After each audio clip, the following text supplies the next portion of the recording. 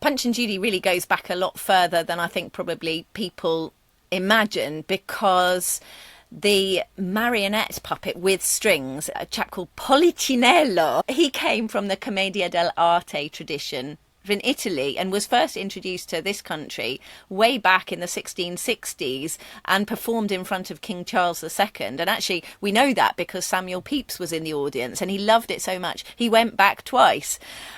So that was the sort of birth of Mr. Punch in this country. And he then was adopted by travelling entertainers who worked the fairgrounds, because it's very portable. You can take Mr. Punch under your arm.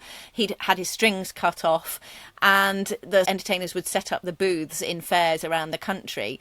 When people started going to the seaside and the fairs lost their allure in local villages, agricultural communities, etc., Mr. Punch really got on the railways at the same time and travelled to the seaside, and that's where we get that sort of seaside tradition from. He got his wife Judy, very long-suffering wife, since she's been married to him since the 1820s, and obviously the other characters like the crocodile, the baby, the policeman, they're all characters that have a long tradition within the art. And the people who are responsible for making that wonderful Mr. Punch noise with the reed that they hold in their mouth called a swazzle, they are known as professors. So they're not really Punch and Judy men, they are professors.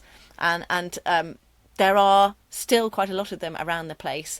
And if you go to particular seaside resorts, you will see them. If you go to Llandudno in Wales, you will see the Codman family, who are now in the 4th generation of performers.